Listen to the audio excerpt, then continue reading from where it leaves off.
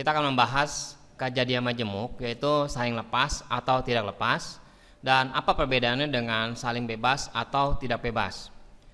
Misalkan kita punya soal, di sini ada gambar sebuah dadu ya. Ini ada dadu misalnya nih. Nah, di dalam dadu ini ada angka-angkanya yaitu 1 sampai 6.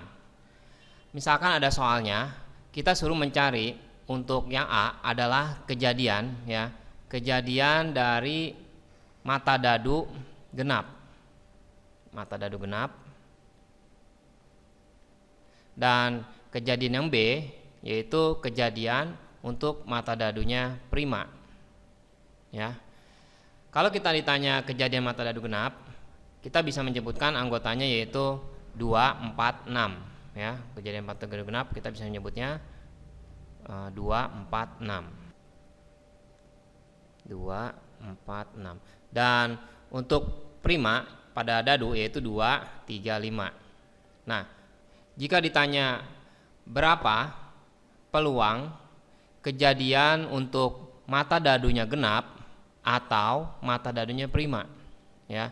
Di sini kalau kita perhatikan antara dua anggota ini, kejadian A dan B, ternyata ada yang memiliki anggota yang sama, yaitu angka 2. Angka 2 ini termasuk genap dan angka 2 ini juga termasuk prima. Cara mengerjakan ya, rumus dari peluang lepas atau tidak lepas. Di sini perbedaannya, peluang A digabung B. Jadi ciri-ciri pertama yaitu ada kata atau ya. Itu ada ciri-ciri salah satu kejadian lepas atau tidak lepas. Itu rumusnya adalah peluang A ditambah peluang B dikurang peluang A irisan B. Di sini ya kita lihat. Kalau di sini ada irisannya atau ada perpotongannya, contohnya soal ini ya, ada perpotongan yaitu anggotanya sama di dua ini. Berarti di sini ada irisannya. Jadi kejadiannya adalah kejadian tidak lepas. Kenapa tidak lepas? Karena ada yang anggota yang sama. Jadi bagaimana mau lepas gitu ya. Nah, kalau kita bayangkan diagram Venn-nya, biasanya lepas dan tidak lepas kita gambarkan dalam bentuk diagram Venn, ngebayanginnya. Apakah di sini ada perpotongannya atau enggak? Jadi kayak cincin ini atau diagram Venn. Kalau misalkan cincinnya ini ada perpotongannya, dua cincin ini ada perpotongan, berarti dia tidak lepas.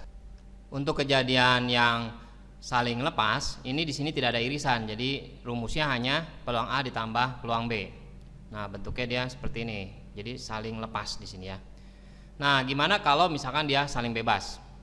Saling bebas kita gambarkan misalkan ada dadu juga ya. Di sini ada dadu, dadu pertama. Di sini. Dan ada juga dadu yang kedua. Di sini dadu kedua. Yang ini dadunya berwarna biru, yang ini berwarna kuning. Kalau misalkan A ya, A itu adalah kejadian untuk munculnya dadu genap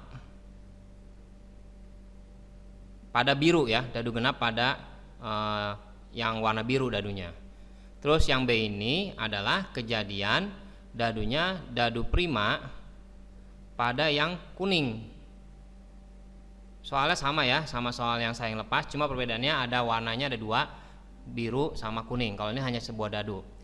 Nah, kalau misalnya kita suruh mencari kejadian dadu genap biru, berarti ruang sampelnya yaitu anggotanya, berarti hasilnya apa?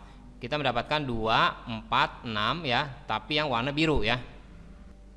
Nah, untuk yang B yaitu dadu prima kuning. Kuning anggotanya 2, 3, 5, 7. Walaupun dia ada yang sama, di sini 2 juga, tetapi kan di sini terlihat warnanya udah berbeda ya. Jadi kejadian 2 di sini yaitu 2 yang warna biru ini enggak mempengaruhi kejadian 2 yang di warna kuning karena bendanya sudah terpisah ya, sudah bebas, berdiri sendiri atau bisa juga disebutnya independen ya. Nah, rumusnya untuk soal yang saling bebas atau tidak bebas, kalau saling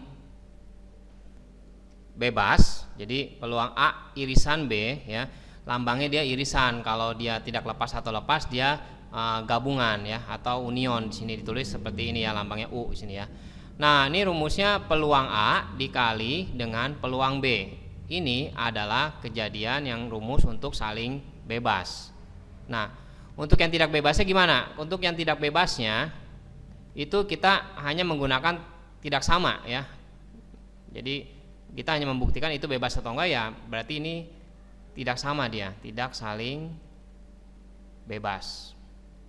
Ya, jadi ini kalau ini sama dengan berarti saling bebas kejadiannya. Kalau tidak bebas berarti nilai perkalian antara peluang A dikali peluang B enggak sama dengan peluang A irisan B. Nah, apakah mungkin dalam penyataan soal itu ada kalau kita mengerjakan saling lepas atau tidak lepas, apakah mungkin di dalamnya ada yang bebas atau tidak bebas? Karena kan dari rumus tidak lepas misalkan di sini ada peluang A irisan B, di mana peluang A irisan B ini kalau dia saling bebas berarti rumusnya peluang A kali peluang B.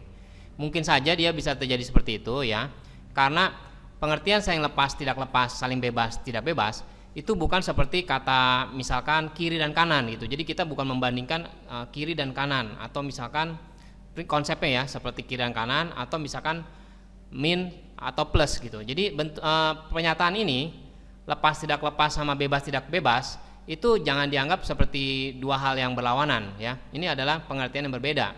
Kecuali saling lepas atau tidak lepas itu adalah seperti bisa kita sebut kirinya atau kanannya, itu seperti itu ya diibaratkan. Jadi maksudnya kalau ada kejadian tidak lepas atau kejadian tidak lepas di mana ada irisannya, dia bisa kita menggunakan rumusnya saling bebas ya, bisa aja kita menggunakan rumus ini. Jadi di dalam rumus saling lepas, di dalam rumus tidak lepas maksudnya itu bisa aja kita menggunakan rumus saling bebas ya.